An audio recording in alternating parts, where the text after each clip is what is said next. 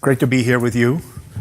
2014 was the year, if you will, of the sharing economy or the Uberification of all services.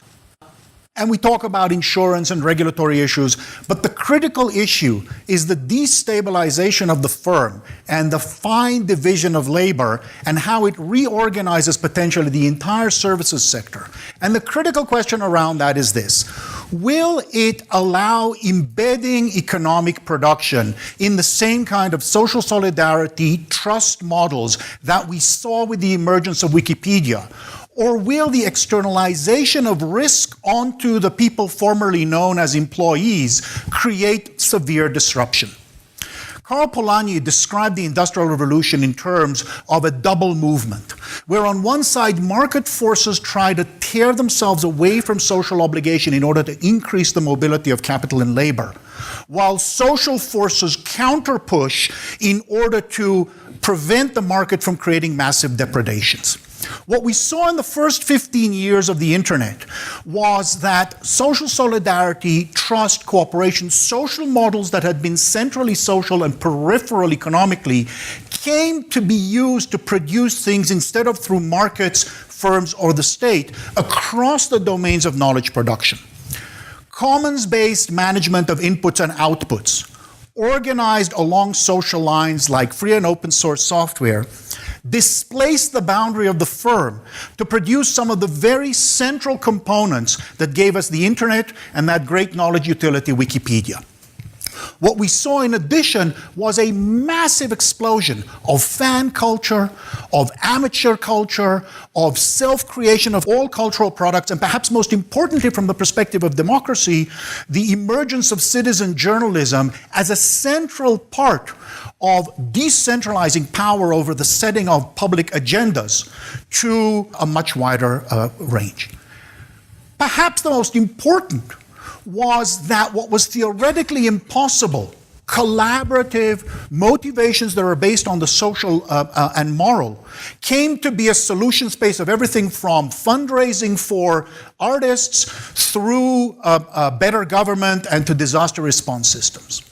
What we've seen in the last 5 years is that the social model for sharing and increasing optimization of resources like couch surfing gets displaced in part by things calling sharing economy as though they are, when in fact they are an on-demand economy, not replacing the social for the firm, but replacing an ever finer division of labor. This is now exploding across all of the domain of services, from dog walkers to on-demand physicians. And these together raise the question of whether across this entire domain of services, not only knowledge, we will see increasing flexibility and utilization, or, as this series of lawsuits from the last few months suggests, an externalization of risk onto this population, so that instead of just flexibility and independence, we're also getting extreme disruption. This will not be primarily determined by technology, but by institutions. The same technological and economic components that gave us citizen science and open source software like Foldit and GitHub also powered the first online labor market, Amazon Mechanical Turk. But Amazon Mechanical Turk was alienated and without a shared sense of solidarity and trust.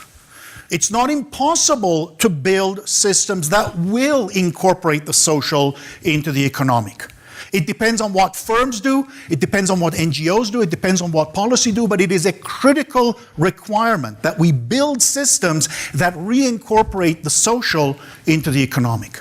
Just as the Poor Law of 1834 created a national labor market, increased flexibility, increased labor flow, but at the expense of the depredations of Manchester and London, created a century of battles, instability, and ultimately collapse of the long 19th century, so too the $5 day was the beginning of the solution that the 20th century gave. If you look at Google Trends, you see that Occupy was a transition point in American debates over income inequality. And that marked this clash for the first time. For 15 years, the social was embedded in the economic, and the social was embedded in the political. In the last 5 years, they're diverging.